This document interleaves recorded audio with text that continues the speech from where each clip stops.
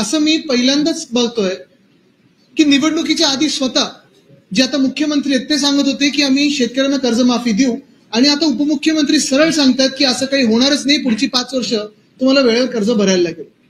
तसंच अनेक गोष्टी आहेत. मग मुंबईच्या रस्त्यांबद्दल एशनसी सरकारमध्ये आपण पाहिलं असेल, त्यांच्या राजवटीत साधारणपणे 2 वर्षात आम्ही सगळे रस्ते खड्डेमुक्त करू. आपण पाहताय मुंबईचे सगळे आमदार रस्ते, मुंबईकर रस्ते, सगळीकडे धूळ आहे, खड्डा सगळीकडे पाहतोय आपण, खड्ड्यात टाकलेली मुंबईला.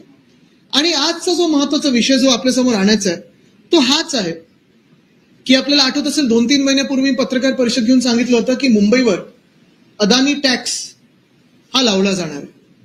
आजच पेपरमध्ये मी सगळीकडे वाचलं, काल मुंबई महानगरपालिकेची प्रेस नोट आलेली आहे की सॉलिड वेस्ट मॅनेजमेंट म्हणजे घनकचऱ्याचं जे नियंत्रण असतं किंवा कचरा ज्याला आपण बोलतो, म्हणजे एशनसीचा कचरा वेगळा, हा आपण जो साधारणपणे प्रत्येक घरातून असेल, प्रत्येक रेस्टॉरंटमधून असेल, दुकानातून असेल, पहिल्यांदा मुंबईच्या इतिहासात आता कचऱ्यावर शुल्क लावलं जाणार आहे. दंड वाढवला जाणार आहे, दंडात्मक कारवाई होणार. कोणी थुकलं, कोणी कचरा टाकला, ठीक आहे, 100% मान्य, ते दंड वाढलेच पाहिजेत आणि तसे दंड लागू देखील केले पाहिजे. पण पहिल्यांदा युजर फी ही वेस्ट मॅनेजमेंटवर आता लावली जाणार आहे. हे कशासाठी होतंय, हे कोणासाठी होतंय, ही परिस्थिती आणली कशामुळे, कोणी परिस्थिती आणली मुंबईवर, ह्याचा विचार आपण थोडा खोलावर केला पाहिजे.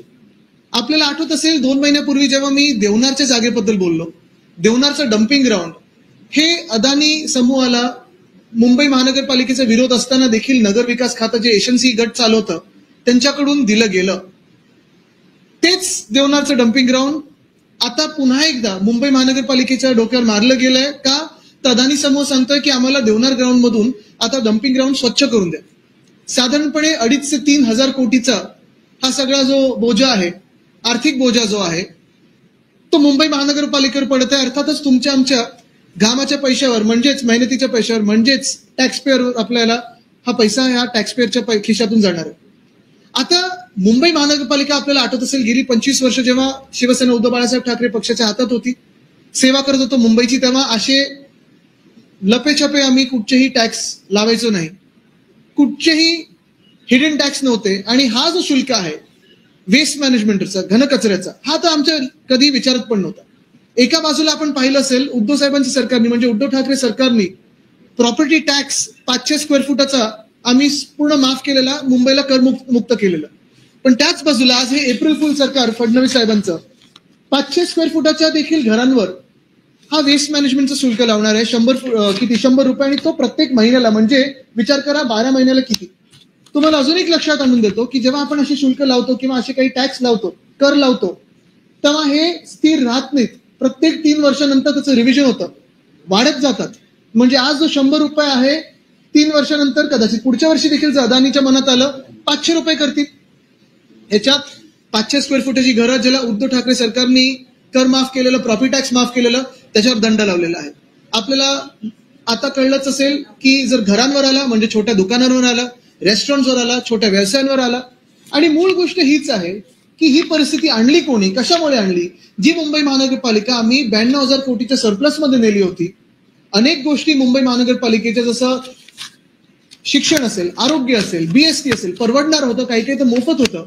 आता कर लावला जातोय, युजर फी लावलं जातं. ह्याचं एकच कारण आहे, कारण गेल्या 2.5 वर्षामध्ये एशनसी सरकारने, त्यांच्या राजवटीने मुंबईची जी लूट केलेली आहे, सगळे लाडके कॉन्ट्रॅक्टर्स यांना पैसे मिळालेले आहेत आणि मुंबईकरांचे पैसे यांनी चोरून त्या कॉन्ट्रॅक्टर्सच्या खिशात टाकलेले आहेत. 31 मे पर्यंत ह्या सगळ्या गोष्टीला साधारणपणे सजेशन, ऑब्जेक्शन मागवण्याची मुभा दिलेली आहे.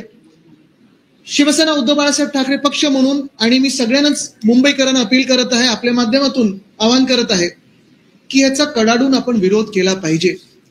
ह्या घनकचरा नियंत्रण शुल्काचा विरोध केलाच पाहिजे, ह्या कराचा विरोध केलाच पाहिजे, कारण हा अदानी कर आहे.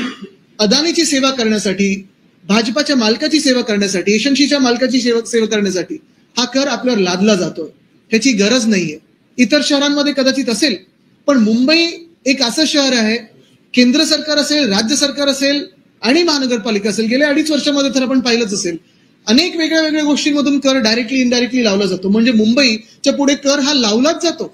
जीएसटी मध्ये मुंबई पुढे असतं, इन्कम टॅक्स मध्ये मुंबई पुढे असतं, सगळ्या करांमध्ये मुंबई पुढे असेल, मग हा घनकचऱ्याचा कर कशाला लावला जातोय, हा एक विचार करण्याची गोष्ट आली. खरं तर ह्याच्यात काम खूप होऊ शकतं. विना कर लावल्या तरी देखील या सरकारला कर लावायचा, त्याचा आम्ही विरोध तर करू, कडाडून विरोध करू. त्याच्या आधी 31 मे पर्यंत प्रत्येक मुंबईकरांनी, मुंबई प्रेमी जनतेने बीएमसीला त्याच्या लेखी सूचना पाठवल्या पाहिजेत की आम्ही याचा विरोध करतो आणि 1 रुपया देखील भरणार नाही. आज की अदानीकडे आहे, आज स्वच्छता कर जो आहे तो त्याचा वापर हा स्वच्छ करण्यासाठी केला जाणार आहे. तसं पाहायला गेलं तर पहिलं आमच्याकडून पैसे घेण्याच्या आधी, मुंबईकरांकडून पैसे घेण्याच्या आधी अदानी समूहाकडून धारावीसाठी 7,500 कोटीचा जो त्यांचा प्रीमियम आहे बीएमसीने ते पहिलं घ्यावं, कारण ते तर माफ करून टाकले बीएमसीने. म्हणजे अदानी समूहाला तुम्ही हे सगळे कर माफ करता, हे सगळे प्रीमियम्स माफ करता, शुल्क माफ करता आणि मुंबईकरांना लागतं. यातच आणखी एक महत्वाचा मुद्दा त्यांनी असं सांगितलं की 19 कोटी रुपये ते आता आणखी वाढवणार आहेत आणि संध्याकाळी ए आणि बी वॉर्ड वगळतायत, त्याचे जे वॉर्ड आहेत ते संध्याकाळी पुन्हा एकदा झाडझूड त्याची केली. नाही, पहिली गोष्ट म्हणजे आपण पाहिलं असेल गेल्या 2.5 वर्षामध्ये जशी रस्त्यांची हालत झाली आहे, पाण्याची परिस्थिती बिकट आहे, दवाखान्यात औषधं मिळत नाहीयेत, पण सगळ्यात महत्वाचं म्हणजे जो कचरा आम्ही आमच्या वेळी आपण पाहिलं असेल 2017 पासून तर त्याचं विलगीकरण सुरू केलं होतं. साधारणपणे 10,000 मेट्रिक टनवरनं 6,500 मेट्रिक टनवर आलेला तो पुन्हा एकदा 8,000 मेट्रिक टनवर आलेला आहे आणि कचरा उचललाच जात नाहीये. किती वेळा आम्ही जनप्रतिनिधी म्हणून वॉर्ड ऑफिसला विचारत असतो की कचरा उचलणार कधी, पण कचराच उचलला जात नाही. तर स्वच्छता निश्चितपणे करा आणि ती यंत्रणा ऑलरेडी तुमच्याकडे आहे, वेगळे पैसे लावायची गरजच नाहीये. जी यंत्रणा आहे ती जरी वापरली ना तुम्ही तरी मुंबई स्वच्छ दिसेल. नागरिकांना आवाहन तुम्ही करताय, त्या व्यतिरिक्त तुम्ही आणखी काय? आम्ही आंदोलन तर करूच, पहिलं त्याच्या आधी घरोघरी जाऊन शिवसैनिक जे ऑब्जेक्शन आहे ते लोकांकडून भरून घेतील आणि मग पुढची जी आमची विरोधाची भूमिका असेल ती आपण पाहिलंच.